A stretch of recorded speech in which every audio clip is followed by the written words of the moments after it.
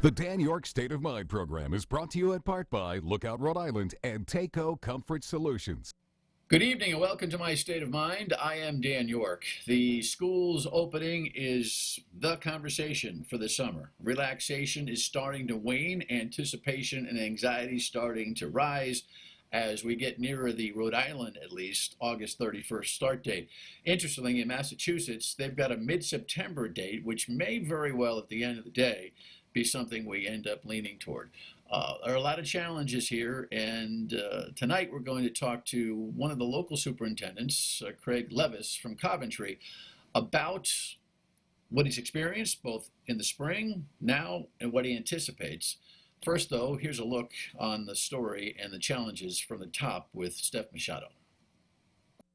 Commissioner Angelica Infante Green tells me she's hoping to avoid the A-B alternating schedule many districts have proposed, where students would swap between being in school and learning from home. Will all the kids be back? I don't think so. Rhode Island Education Commissioner Angelica Infante Green says her inbox is full of parents who want their kids back in school full-time and parents who think it's not safe yet. And they will have a choice of either having their child go online or in person. State officials said for the first time this week that all families will be given a virtual option. Logistically, how does this work if you're going to promise this option? It's a nightmare. It's a nightmare, I have to be honest. But we wanted, and we will be responsive to the community. We just have to be innovative and think out of the box. For teachers, though, Infante Green says those at high risk will be prioritized for virtual teaching. If they feel it is not safe to be indoors with 15 to 30 people in a room, you can't promise them that they'll be able to teach from home. What I can say is that we'll figure out a way to work with the teachers. When school districts submitted their draft plans to RIDE on July 17th, many proposed A-B schedules to keep class sizes small. Group A and B would alternate being at school and learning from home. A and B day has been a topic of contention. Infante Green says the A-B schedule could be avoided in two ways. If enough families sign up for virtual learning, there will be smaller class sizes in person that can be in school 5 days a week. Another option is to keep older students virtual full-time, since they can stay home alone, and use high school buildings to spread out the younger students. And the decision on whether it's safe to reopen schools is expected around August 17th. Commissioner Infante Green tells me RIDE is considering delaying the first day of school to allow for more time to plan. I'm Steph Machado, Eyewitness News. And so our first conversation this week, it's with the superintendent of the Coventry school systems, well regarded there for his plain speak, honestly. Craig Levis is my guest, has been here before and on the radio show, and I appreciate his candor in all of this. Craig, welcome to the show. I appreciate it. And tell me, if you can, without getting into the stuff of now and the new school year, how this whole thing has been for you since the COVID bomb dropped, so to speak, back in March. Well, to take a word or phrase out of your playbook, Dan, it's been crazy. What we were thinking of, what what life was like prior to even March 13th, Friday the 13th, I can't even imagine, couldn't have imagined moving forward. So, we do approach this a day at a time. I try to step back, stay out of the minutia, the drama, and just make decisions every day based on facts and trying to keep the laser beam focused on our students, our staff, and our families. What was the transition to distance learning on the fly like through June? I think it was about willingness. I think in our role as leaders, people have to believe that you have their best interest at hand, whether it's students, families, or staff. And, the key was being willing to reflect daily on our practices. And, we were fortunate that, everybody in our organization and our community was willing to do that. So where we started and where we ended were two different platforms, basically. So we're building on that moving forward. A lot of lessons learned Yeah, I noticed, one of the things I think was dramatic between Massachusetts and Rhode Island, for Rhode Island's credit, was that Rhode Island's commitment seemed to be a whole lot more, all right, we're not going to let this thing beat us, and we're not going to just try to hold our breath and maintain the status quo.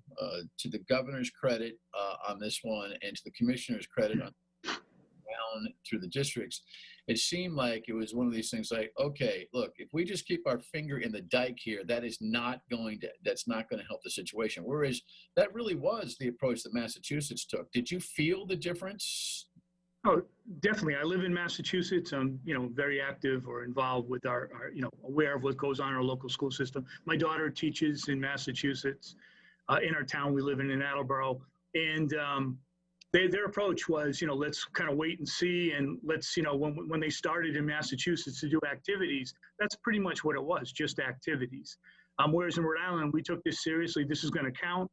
And I applaud our administrators, our educators, our community, because I think people took it seriously. It was challenging, but there was a great difference between Massachusetts and Rhode Island, and I attribute it to the leadership at the, how we started this process. Yeah, so I mean, it's one thing to say it, it's another thing to do it, but in order to do it, you got to say it, right? In other words, you have to commit to a concept and a philosophy of, all right, we're not going to let this thing beat us, and we're going to do the best we can to keep the academic curriculum moving forward. How big a space do you think there was between the commitment to keep moving forward and the execution of it actually getting done? Yeah, well, I mean, we found out on a Friday, it was our noon on the 13th, that approximately a week later we were going to, I think we all realized we weren't going to be going back, even though it was a wait and see. And that following week, people, the overused cliche, building the airplane in the air, that's what we did. It was interesting because if you talk to families, within the same family, they'll have students that their children did very well and others that despised it. There's nothing that works one size fits all, right? So we believe that, distance learning moving forward needs to be different. We need to increase the rigor. We need to increase student engagement. We need to include more assessment moving forward. And these are lessons that we learned. We also working feverishly in terms of identifying where those gaps are and how we'll close those gaps. So, if we didn't have that experience, we wouldn't be where we're at now in positioning ourselves to move forward. But it was extremely challenging and frustrating. I would imagine in our next segment, I want to talk about how you do move forward and what your specific plans will be in Coventry. By the way, Craig Levis is with us. He's the superintendent of the Coventry schools. But is it possible for you to actually assess at this point what the end of the previous school year's results would or could be? In other words, what that gap that I was talking about, in as much as the intent and the goal was there, how close do you think you got to what would have been, for lack of a better term, a non-COVID school system performance? I really think, so in conversations with our teachers and with our administration, we feel that the students that were struggling before, students that we had identified as struggling learners or students in need, whether they're through an IEP, 504, or just struggling learners, we feel those students still continued to struggle. So in terms of what the gaps are, we're looking at different assessments that we use and how effective are those assessments if we don't come back to school in terms of, doing them virtually and getting accurate data. So, I don't have the specifics, but we believe it's the same population. We had some amazing results in some areas, such as advanced placement testing. Even though students had shut down, we found out that after the assessment, our teachers didn't think they'd received the results that we did. So there was a lot of positioning that took place prior to COVID that allowed us to be successful. But we believe that the same population that struggled when we were in front of us still continued to struggle during distance learning, despite the supports we put in place. Yeah, well, it all makes sense. All right, when we come back, Craig Levis, the superintendent of the Coventry School System, will talk about his approach going forward and this unique situation that he has with 7 other school districts as they all try to kind of think together about how this whole thing is going to go on. School's coming. How? We don't know. Stay tuned on Dan Yorke's State of Mind. Be right back. Welcome back to My State of Mind. Craig Levis is the superintendent of schools in the Coventry school system. You're watching this program on Monday night. We actually recorded the show today. So in Zoom world, we're fighting back and trying to get the schedules to work. Craig, you've got not 7, but 8 other school systems that you are working with. So it's a consortium of 9 where you're sharing notes and trying to keep your plans somewhat synergized. If you would, name those districts and tell me why you're connected to them. So let me start with the second part first. So we're connected because these districts, the superintendents, we all work with the American Federation of Teachers Union. And so we felt that obviously for any plan to be effective, we have to support our greatest resource, which are our teachers and support staff. So that's why we decided with this, also because of if you obviously aware of what transpired around graduation, it ended up pitting district against district. So we felt moving forward, having that solidarity in those decision-making power would be something that would be very effective to implement whatever plan we came up with. So tell me about that district versus district thing. You're talking about the differences in ceremonies and how the and all that kind of thing. Did you find that there was synergy amongst your other 8, or you formed the group because there wasn't? I believe that there's synergy because of working together with the AFT, but we all had different experiences with graduation. So the one thing we knew is that for this to be successful, we needed to work with our colleagues, especially those surrounding us. I don't want to be pit against West Warwick or Warwick or Cranston. And so this was a good opportunity for us to get buy-in from our greatest resource, our educators. And I think it was an incredible process. We're still meeting this week. We've all received some feedback from the Department of Ed. So we're going to come together. And what we did is we created a framework with some non-negotiables and then allowing for individual nuances based on the district. Okay, so the 9 districts in this ad hoc consortium are? So there's West Warwick, Warwick, Cranston, Woonsocket, Pawtucket, Lincoln, Johnston, and North Providence, and Coventry. And the foundation, in addition to just having some personal synergy with these districts, is the AFT relationship versus. Correct. I have a great working relationship, and any good relationship takes a lot of hard work on both parties. So I work extremely well with our union president here, Mrs. Kelly Aronakis, and as to my colleagues. And we also had the Rhode Island AFT president, Frank Flynn, was with us too. So I think it was very important to get that buy-in up front. Okay. Well, since we're talking about the teachers and the unions, I've had lots of conversations with union leadership, and the one thing I got to give these teachers in Rhode Island credit for on both the NEA and the AFT side is that they seem to just resign themselves to the idea, or not resign, or accept the concept that the virus was bigger than contention, and that there was a lot of cooperation. I'm sure that we're not going to throw the negotiation issues away, but it seemed like there was a purposefulness and a synergy between administrations and unions in time of crisis. Do you read it the same way?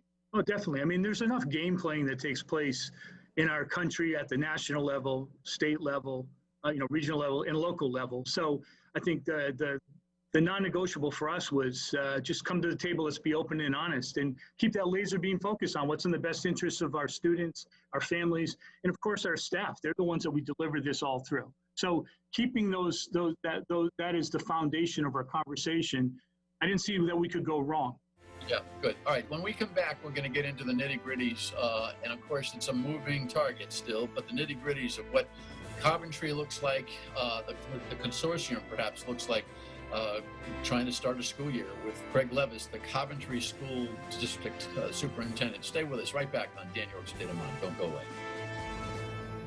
Here on My State of Mind with Craig Levis, the superintendent of the Coventry schools. We probably didn't leave enough time in this segment to get into the details of what's coming up, but you had a July 17th deadline for a report, a 31st deadline for a public discussion, and a plan to be out there. And then now, of course, the governor and the ed commissioner are very candid about the idea that this is still a moving target and that there'll be decisions that'll be coming out in mid-August. By the way, how do you think that decision is going to be? Is it going to be a statewide edict, or are you still in your gut thinking you're going to have your own discretion to make a call as to what day one of the school year, August 31st, will look like? Well, I was very pleased when the governor came out with those 5 benchmarks, looking at statewide readiness, municipal readiness, testing readiness, supply readiness, and operational readiness, because that drills down to the local level. Obviously statewide readiness, we need to be at a phase 3. Municipal readiness, we need to look at the rate of infection at the local level. But testing readiness, if we identify staff or teachers, students or family members who are potentially positive, can we get those tests done and those results back in a couple of days, And then supply readiness, operational readiness. For us, it's going to take a significant amount of additional funding to make sure that we can open schools safely. Yeah, I don't know that the testing result dynamic is in control, or I just don't see it. No, I agree. I think, but that's why it's going to drill down to the local level, because I can't speak for other districts, but I know our state aid for July and August has been reduced to, I think, 91 or 92%. That continues for the rest of the year at that level. That's over $2 million of a cut for Coventry. We don't even have a budget moving forward yet. And we've also identified $5 million of additional resources, funds needed to move forward. So that's why I was, very, in all these 5 different benchmarks I just listed, they all need to be, identified as being appropriate. So we need to have the supplies, we need to have the staffing and the ventilation systems repaired, whatever it is in other districts. So I was very pleased when the governor came out with those 5, because it's something tangible that we can sink our teeth into. Okay. It's also something tangible that you can rely on and say we can't do it. Correct. Correct. Right. So tell me about what your Coventry plan specifically calls now. So right now, we finished our template that RIDE required for the 17th. We submitted on the 16th. We also published it on the 16th. I right or wrong, and whether I have the answer or not, my approach has always been to be completely honest and transparent with our community. Whether people like what I have to say or not, at least I'm giving them the information when I have it. Right now, we're actually planning the granular down building by building, looking at, basic protocols for drop-off, pickup, in all those specifics. How will they walk the hallways, using bathrooms, sanitation procedures, because every school is different. The consortium submitted 3 plans. We submitted a distance learning plan. That's assuming that school isn't going to open. We submitted a transition plan, for lack of a better term, where every student would have contact with teachers, but not every single day, but we would get all students back in. And then the 3rd plan is full implementation based on, including other safety precautions and social distancing. And, so we submitted those 3 plans. Then what we allowed for the individual nuances, as I, indicated right now, we're planning down the granular. We hope to have those plans, building plans, available the week of June 10th. To get everybody back into school. We have schools that were built in 61, in the 70s. Our newest school was built in 2002. But we have a section of one of our schools built in 1948. They're not conducive to social distancing. If we have 300 and some odd students, almost 400 students back in one of our, elementary schools that was built in the 60s or 70s, the corridors are 7.5 feet wide. The classrooms are about 759 square feet. So you can do the math and think about this. And, we're going to call a classroom of 20 some odd students, at least K to 5, a stable pod. It's very challenging. So here's the thing, one show is not enough. So I'm hoping, and I always appreciate your availability. I'm hoping that next week or the week after we can get back into the logistics, because at this point it's such a moving target still. It's hard for you. I only have 40 seconds here. Can you in your gut tell me whether you think this thing is a go, or does it, when you get into it, do the challenges seem insurmountable, less of medicine or a vaccine? So the real solution is, therapeutics and a vaccine, and then the herd immunity, right? Getting people to take it. So that's the real solution. Until then, whatever we do, we have to do with safety driving the decision. And so that's, as superintendent, that's my responsibility to this community. So, we will continue to plan, but I'm going to make sure that safety drives the decision. Yeah, I think I hope it'll become somewhat obvious to everybody, one way or the other, as we move forward. Craig Levis, Superintendent of the Coventry School System. Thank you, sir. We'll check back with you in a couple of weeks maximally, and we'll have a final word when we come back here on Dan Yorke State of Mind. Thank you, Dan. Appreciate your time. Tells me that the August 31st date is not going to be a go. Massachusetts is giving itself a little bit more breathing room into mid-September. Keep an eye on that. We'll continue with our look this week and a whole lot more. Thanks for tuning in, and talk to you on the radio too at WPRO, weekdays 3 to 6. Good night.